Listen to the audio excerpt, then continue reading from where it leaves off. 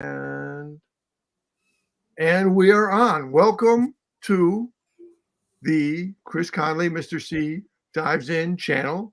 I'm very pleased for the show we're about to put forth and have right here for you. So, Casual Crafter has been now a long time collaborator that I've had interaction with on the Fanboy Cantina channel, and I've been on Casual Crafter's channel. And so Crafter has assembled a show for us tonight. So with no further ado, our guest of honor, if you will, Paul, who runs the Laser Mego. Paul, welcome, and thanks for coming on here with us. Oh, yeah, no, thanks for having me. Okay. I was going to say, I've been a fan of your website store for a long time. I got into this Mego crafting maybe a little bit more than a year ago.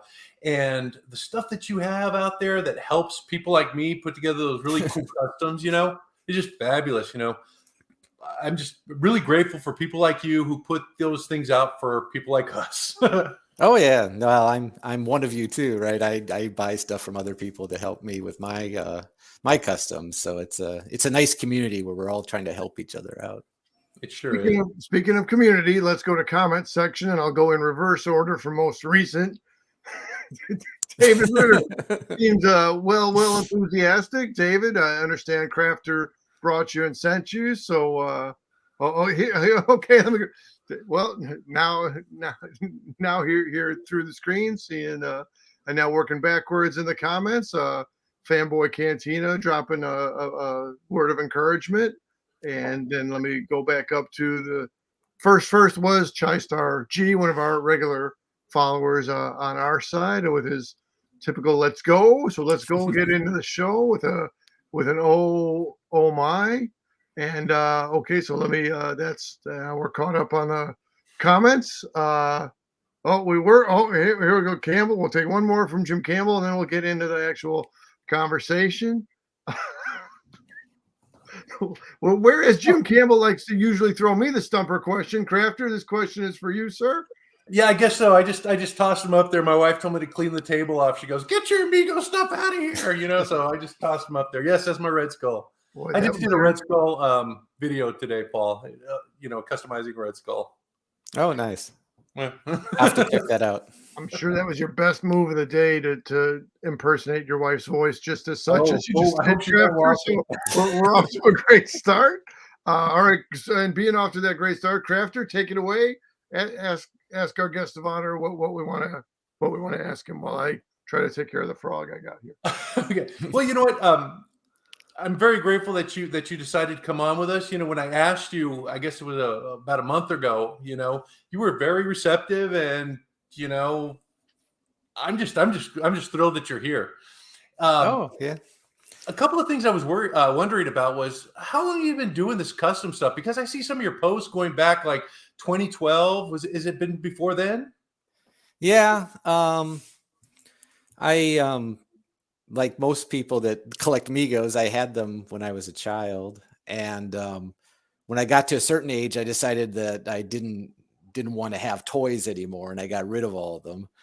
And then as a couple years later, I really missed them, and then I started buying them again. And I found eBay when that was new, and started buying Mego figures. And then I kind of learned about the Mego community. I was on back in the olden days, we used to have this mail server where you could where the Mego community would have this you'd send an email and then everyone would get it, and that's the way we communicated, and people would buy and sell stuff. And I started seeing customs of Mego figures back then. And I tried to make my own, but I wasn't very good at it. And but I've always, that was around 2000 or so. And so I've been dabbling with making custom figures ever since then. But in 2008, there was sort of this maker movement that started. And here in Portland, there was sort of this co-op called the Portland Tech Shop, where you could get a membership and use their equipment to make stuff. And one of the things they had there was a laser cutter. And so I joined and learned how to use their laser cutter. And since I was already into Mego stuff, that kind of, I was trying to think, oh, well, what could I make using this laser cutter for Mego figures? Because at that time, most custom figures, people weren't, this was before 3D printers and stuff were popular. So most people just used like, they'd pour resin into like silicon molds to make heads and stuff like that. But there wasn't really a lot of high tech involved in making custom figures. And so I thought that could be my little niche, is that I would use more advanced equipment. And so at the tech shop, I learned how to use a laser cutter. I learned how to use a vinyl cutter. And unfortunately, the tech shop only stayed open for a couple years, but it kind of taught me what I needed to know. And after that, I bought my own laser cutter and my own vinyl cutter, and I opened up the LaserMego website in 2008. So it's been almost 15 years. I guess come May, it'll be 15 years that it's been open. Well, you make the best word balloons. I ordered those for my FTC Batman, and those things are so cool. I think I have the entire set. Oh yeah, I have if people don't know what you're talking about, I have one here. Yeah, those things are great. Yeah, so this is made out of a clear acrylic plastic that I cut with the laser cutter, and then the letters are vinyl that was cut out with a vinyl cutter. Yeah, that was actually one of the the very first thing I made was chairs for the Star Trek playset. At the time, Robin Adams was making custom play sets for Mego figures, and one of her biggest and most popular ones was this big Star Trek bridge that was, kind of like the Mego version, but it was more screen accurate and bigger and had more features. But it was the vinyl play set with no furniture in it, and the Mego play sets always had the plastic furniture, and so I kind of partnered with her and made the chairs and the little consoles. The navigation console. I saw yeah, that's cool for her play sets. And so that was one of my first big sellers. But then the next big seller I had was the automatopoeias, those word balloons that I sold a lot of those when I first started making those. Yeah. How many are there total? I want to make sure I have them all. Oh, I'm not even sure. I think I have like 8 of them. Yeah. That sound about right? Yeah, I might have a couple more. I'll have to check if they're all on the website, because sometimes I make them and then I don't add them to the website, so no one knows that I have them. But yeah, I'll have to check that. I would say those are, well, first of all of your work shows a detail and a precision and a calculation and a fine-tuned quality to it. Now, speaking of the specifics of the onomatopoeias, the Batman Adam West sound effects that you replicated, it really captures the spirit of the TV show and the action of it, the vibe, the emotional connection to it in the best of ways. That being said, let's pull some of Crafter's pictures here to see. So if someone were to go to the LaserMego website and check out your inventory, or see how they could further their collection or build up their repertoire of inventory for making photo galleries, Crafter, tell us, what are we looking at here with the POW and the Riddler? I think that was an unboxing of a play set that they had. They had all these like bad accessories, and that's just like a little montage I had at the end, with the Riddler. I think it was an unboxing of the Riddler too, if I remember. And I had actually bought those because I thought, I'd like to do an unboxing of the Riddler, but I don't really have any of those automatopoeia word balloons. And I saw some online on eBay, and they have the ones for, I don't know, it's like a smaller scale Batman. And those just didn't do. But when I found these, I was just like, I was sold. Those things are awesome. Yeah, just the manic energy of it. It's just, even though we can look at the details on this piece, it's got, as though it's got some creases into it, straight off of a comic book page. Yeah, so for those great translation this is. Yeah, when I made those, I actually took screen grabs from the Batman, the Adam West Batman show, and and traced them. So they try to be screen accurate in the way the letters are and everything. And yeah, the reason why I made those originally is kind of like what you were saying, is that a lot of people who collect action figures, they'll have a shelf with their action figures on it, and it's just static, right? There's no motion. It's just, and if you put those words there, all of a sudden they come alive a little bit. It gives them a little more, makes them a little more dynamic. So, And it does. It really does. What's the favorite thing that you have in your store? If you were to pick one thing that's, yeah, I really liked making that, and boy, it was cool.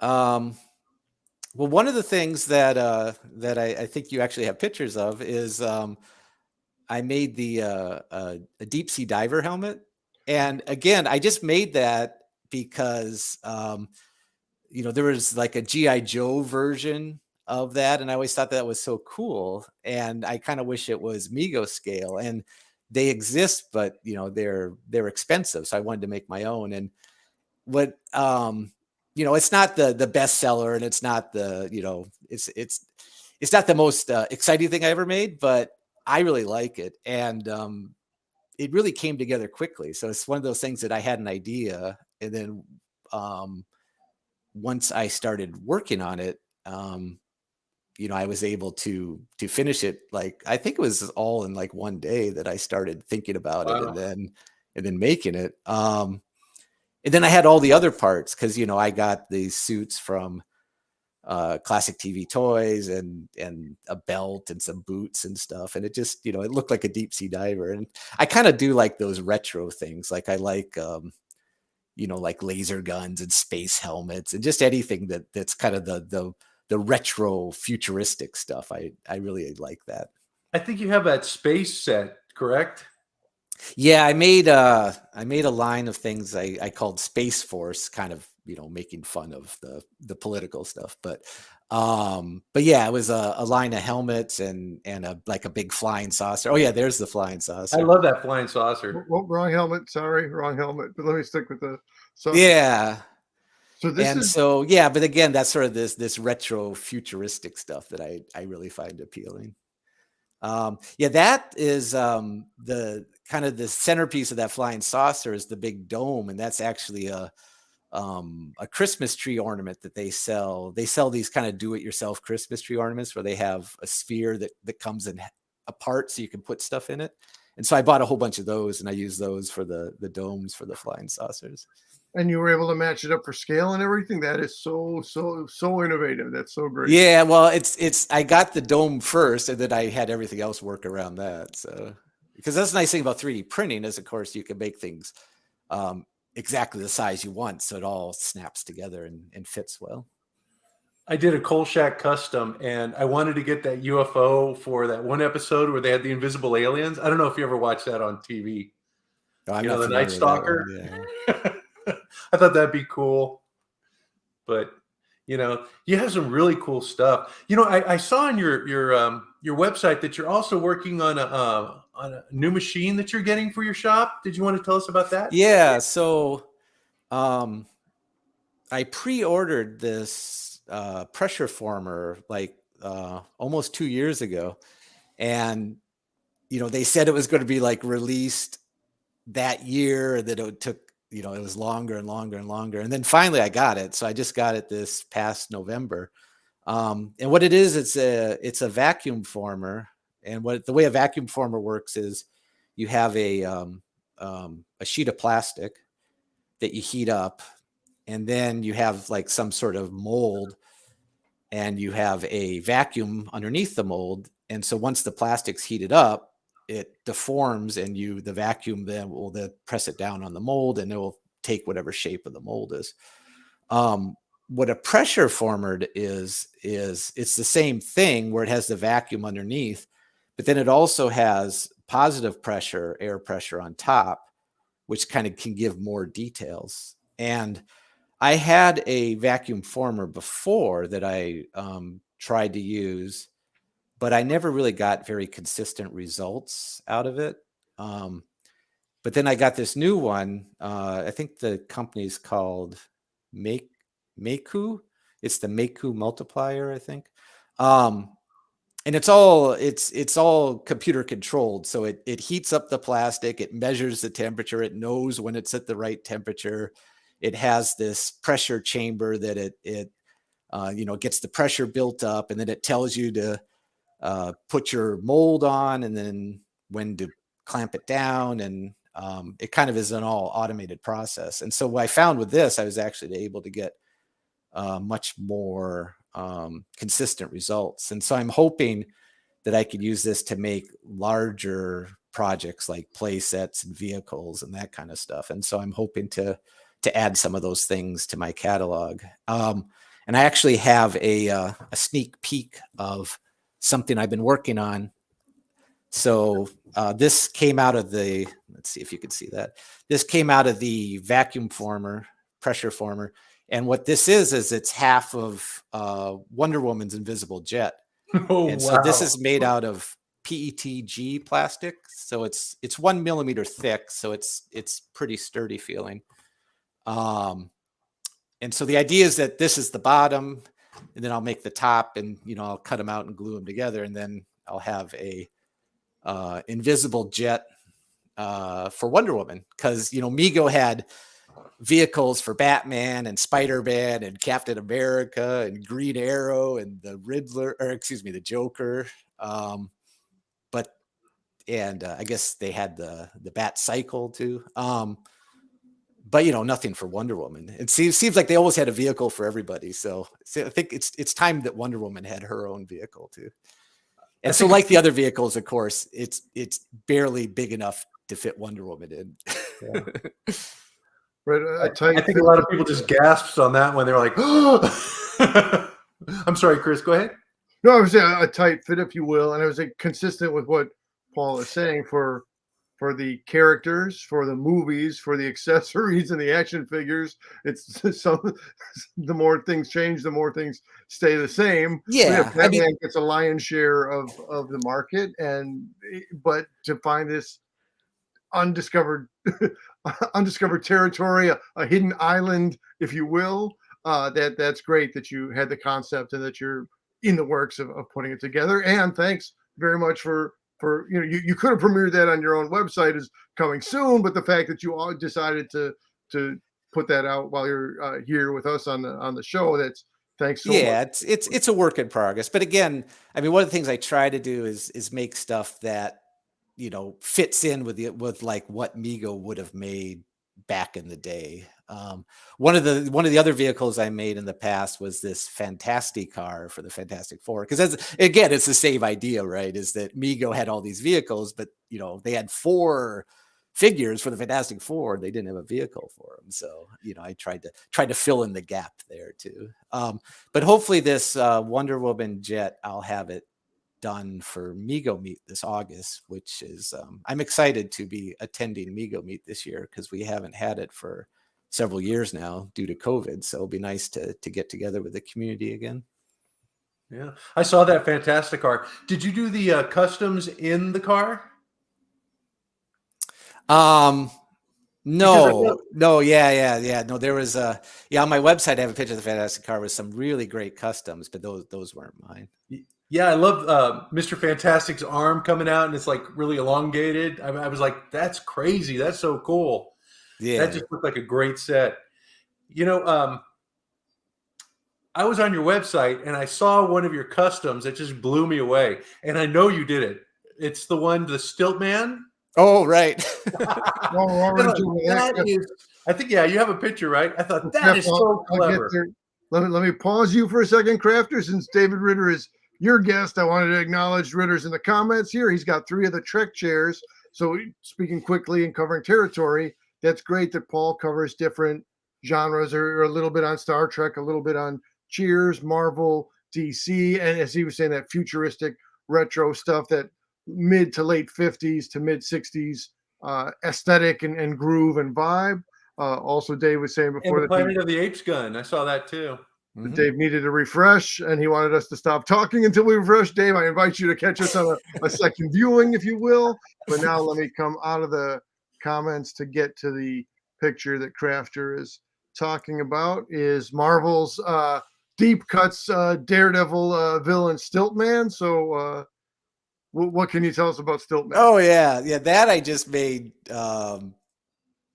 I had an idea of how to make the stilts, and then after that, I just had to do it because it's I don't know. I just find it hilarious. He's sort of a D-list villain. But yeah, I made this figure, and I actually sold it at a custom auction at Mego Meet, and it was very well received there.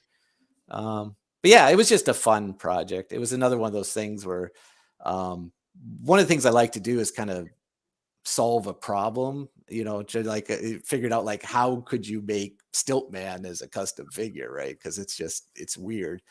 And one of the things I did was I'm a big fan of the Type S bodies that Classic TV Toys now sells. And one of the things is it's very modular, like the legs, you can take them apart at the knees and stuff. And so, actually a lot of my, I do make like adapters and stuff that I sell on the website so that you can use the Type S bodies with different heads and stuff.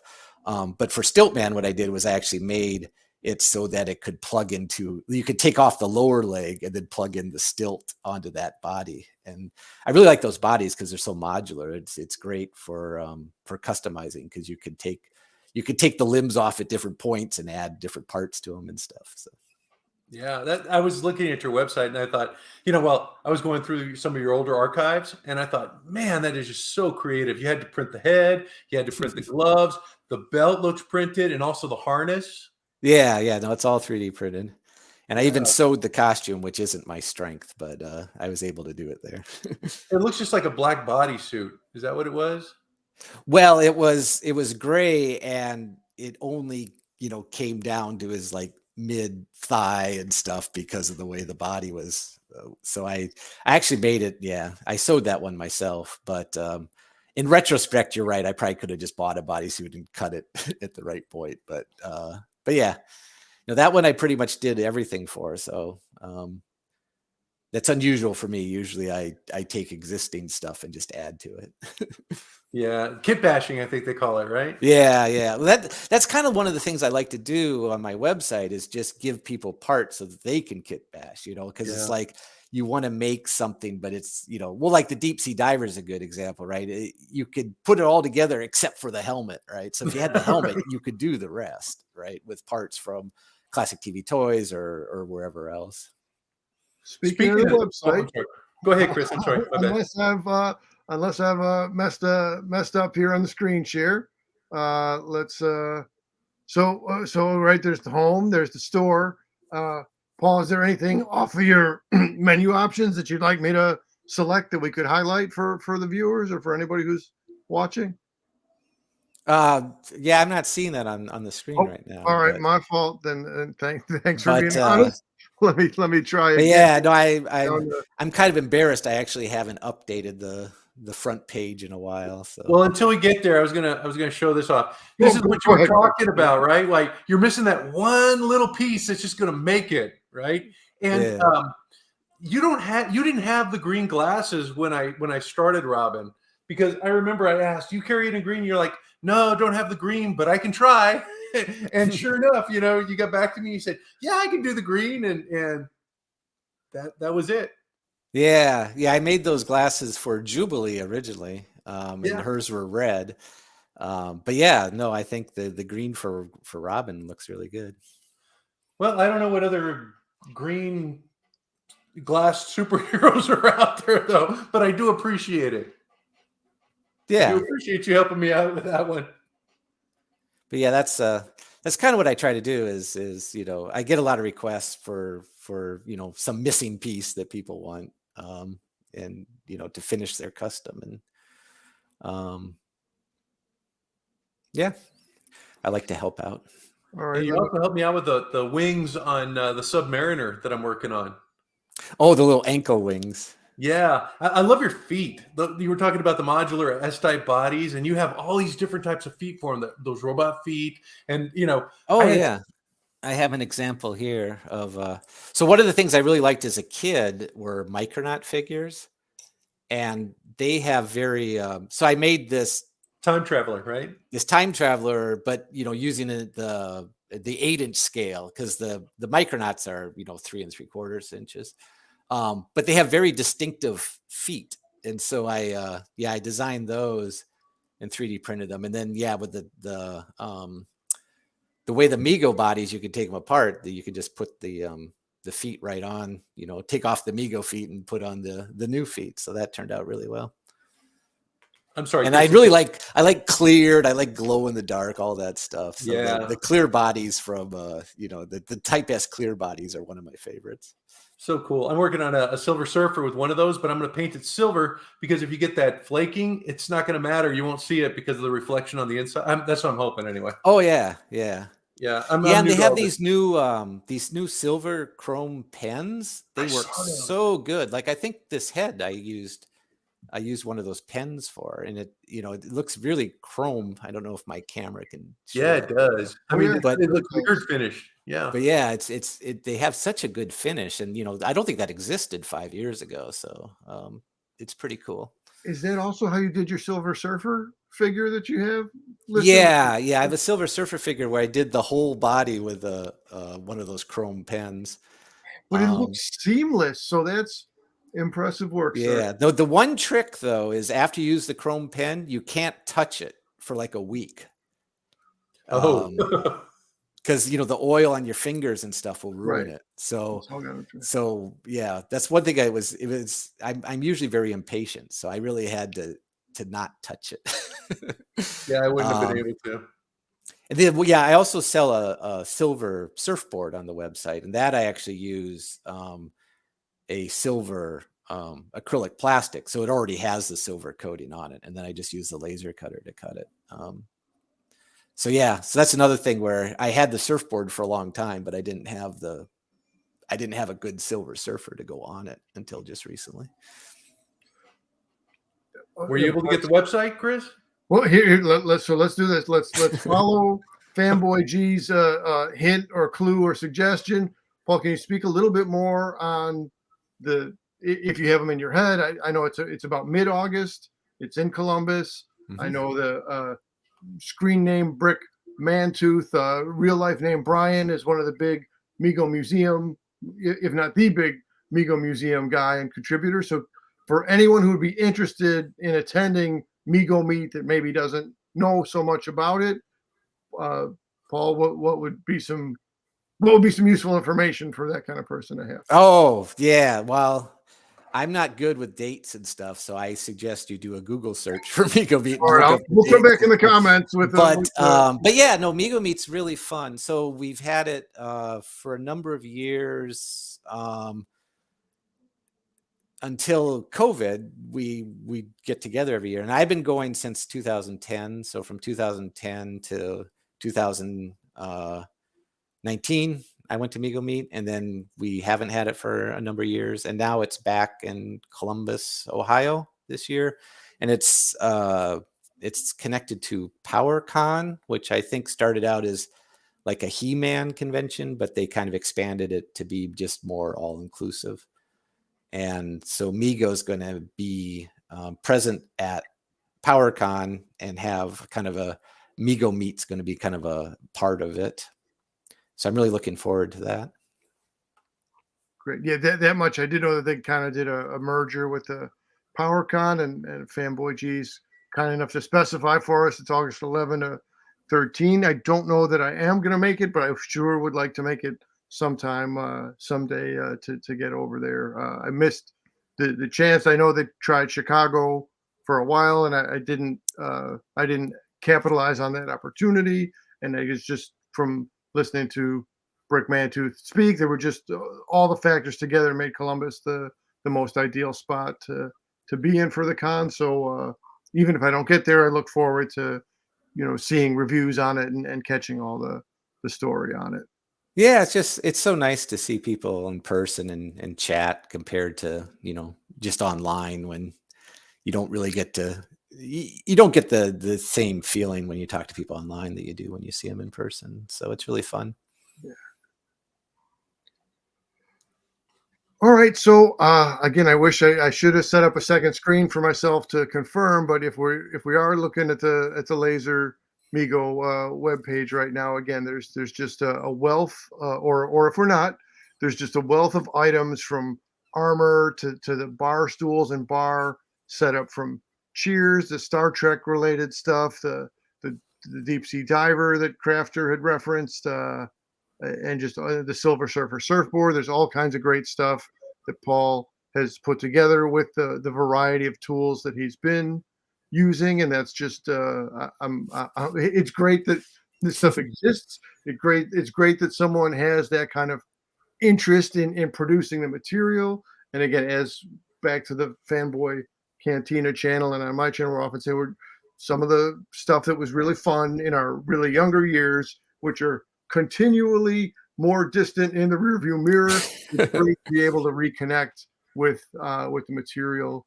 If I could go last item, here, let me again convert to over here. So as you can see in the back, right, I have the diver helmet as kind of the symbol of my channel, and so I just wanted to speak on just the quality of it. I mean, this is a solid. It's not bendy. It's not pliable, but just as a hard goods piece that Paul has put together here.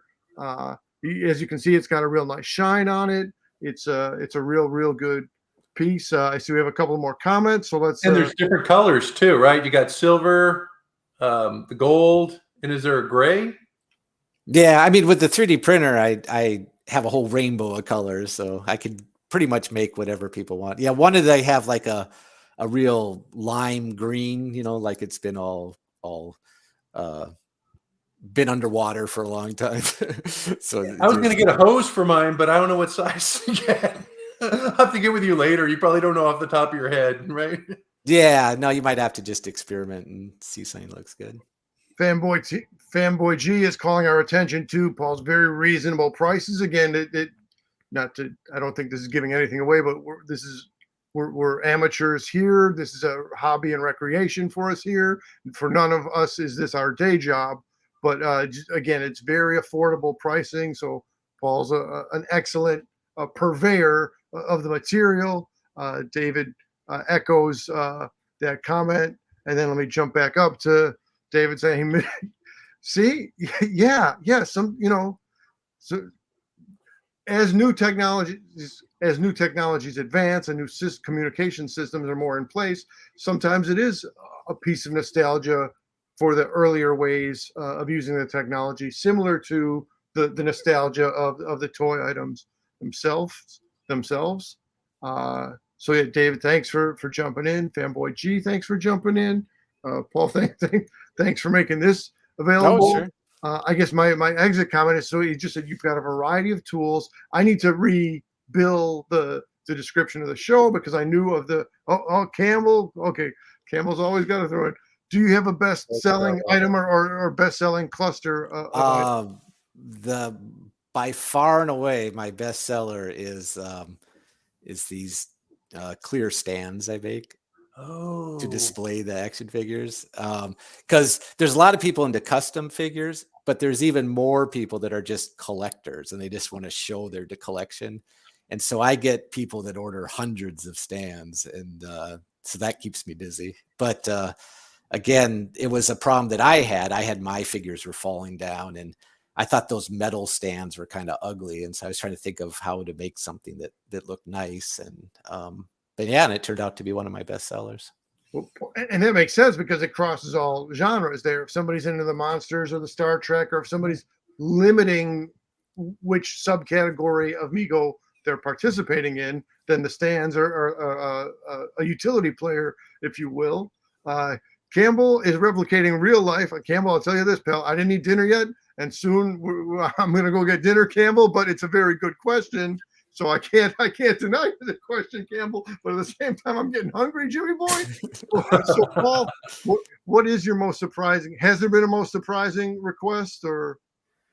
Yeah, that's a good question. I'm not sure what comes to mind. I get a lot of requests of stuff that just I'm not able to do. Like a lot of people ask me, you know, can you make sculpt this head of this person for me? And it's just like, I don't sculpt. I can't do that. So, but yeah, surprising requests. I don't know. I'll have to go and think about that. Most of the requests I get, actually, most of my best products come from people requesting stuff, and I figure out how to do it and make it. So I have a lot of loyal customers that you know, they just need to finish something. They need the finishing piece for their custom, and I try to work with them and come up with something.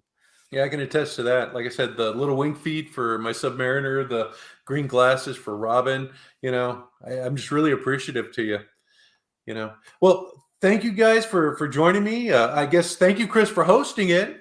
Yeah, Well, thanks, Chris. and absolutely, I'm trying to wrap up, but I just can't resist these good comments. David says, Paul, I hope you create a stand that we can use for action poses. I did try to make one for like Superman flying, but it was a little too wobbly, so I didn't feel comfortable selling that one. But you know, yes, that's a good idea. I'll have to think about that. A man of integrity, no question. And then that reminds me of Crafter. You did some kind of innovation where did you kind of pseudo melt one of the Yeah, to but it was all wobbly, and you know, I was trying to do the creature from the Black Lagoon and have him swimming, and I used one of those plastic stands, and I bent it a little bit, you know, under heat. But like you said, yeah, once you go with these weird angles, it kind of like loses its stability, right? The center of gravity is no longer there. in either putting a wider base on the actual piece or finding like mini weights to weigh it down to keep it upright. Yeah, Yeah. I used my hand. All right. Well, Or, and then I'll just so going back to the diver helmet and saying how glow in the dark stuff is cool, right? There's always spray paint or paint, but I'd be curious how a glow in the dark helmet would look. That gets in a little bit Scooby. Yeah, no, I have glow in the dark filament for the 3D printer, so I probably could make that in glow in the dark. Cool. As a guy with a diver helmet for the symbol of the channel, that's totally interesting to me. And then my final question, as dinner is calling, from I don't have the physical or the technical experience that you have here, so just I'm asking for a clumsy frame of reference. Moldoramas, you know, I maybe Moldorama isn't as indigenous to the Northwest as it is over here, but okay, Fanboy G gives an ooh. So, well, have you seen a Moldorama machine at a museum ever, or I know what they are, but I've never experienced it myself. So then I guess I'll just float my question out, because if you haven't really experienced the Moldorama, then you can't compare. But it's just I mean, it's just pressure molding, right? They have hot plastic that they squirt into a metal mold and pop out a character, right? Exactly. That give me a quick second, that I can easily locate right over here. Yeah, I have thought about trying to. There is actually like desktop injection molding machines, and I have thought about investing in that, but I haven't done that. Obviously, this is not as refined. You know, it's an older, cruder thing, so the degree of detail isn't to what you're doing, but just the first two that I was able to grab off of the table. So yeah, those are fun. Okay. So whether your frame of reference is Moldorama, whether your frame of reference is you're a longtime Mego person, or whether your frame of reference is you like to do technology and problem solving, as Paul has mentioned, you know, there's a lot of good stuff on the Laser Mego, as we noted, at real fair, real good prices. Thanks to Chai-Star G, to Fanboy G, to David Ritter, to Jim Campbell, and as the frog is coming and his dinner is coming, thanks a lot to Casual Crafter for setting this up, and thanks much to Paul LaserMego for being a first-time guest on the channel. I'm going to go ahead and close this out. Do look at Paul's webpage. Do look at Casual Crafter's channel, and do check out the other content over here on Fanboy Cantina and on the JSpy 25 channel. Thanks for watching, everybody. Much appreciated. Thank you. Bye-bye.